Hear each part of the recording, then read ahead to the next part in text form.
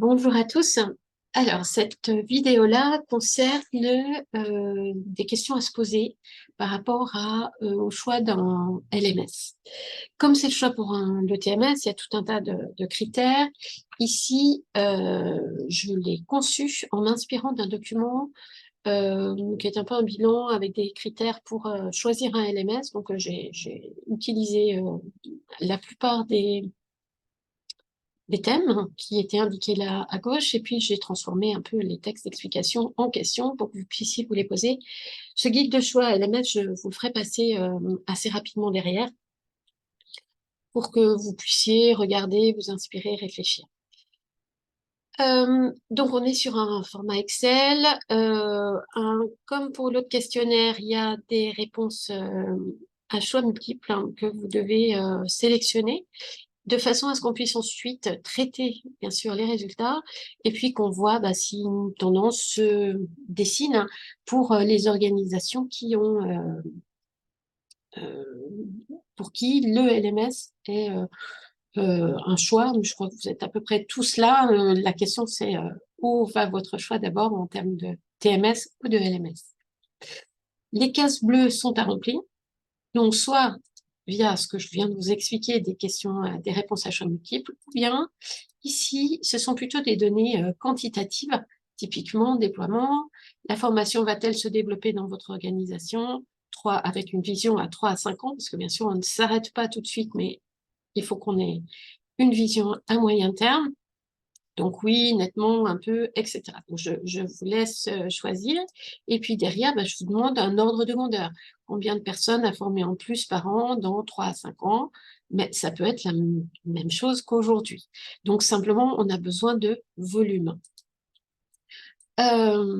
Aussi parce que ça va nous permettre de calculer un coût par apprenant par an. D'accord? Ça nous permettra aussi de comparer les prix entre différents LMS quand on avancera dans le processus. Voilà, donc il y a ici, comment voyez-vous, le développement de la formation hybride. Voilà, on va de l'avant, sachant que il y a tout un tas de données sur les compétences techniques, etc., qui sont aussi très importantes. Bien sûr, il y a une cohérence. Pour ceux qui n'auraient pas encore une stratégie formation officiellement rédigée au sein de votre organisation, je vous invite vraiment à aller au travers de ce questionnaire, prendre conscience aussi de ce que ça veut dire.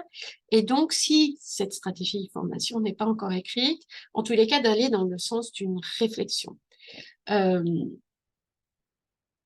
une chose est certaine, c'est que lundi, le 16, ce qu'on va faire surtout, c'est vous l'aurez testé, vous aurez regardé ce questionnaire, on pourra éventuellement ajouter des questions. Mais ce qui me semble très important pour ceux qui n'auraient pas encore ça, c'est peut-être de se dire, oui, il faut qu'on voit où on va.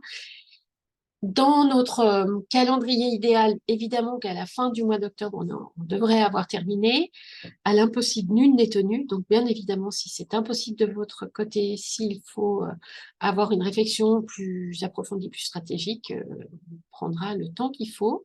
Je peux vous aider là-dessus aussi.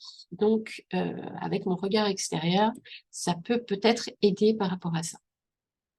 Voilà, je crois que j'ai à peu près tout dit pour ce questionnaire. Comme d'habitude, d'ici le 16, je suis à votre disposition et de toute façon, on reprend tout ça à ce moment-là. Voilà. Je vous souhaite une très bonne fin de semaine. Merci. Au revoir.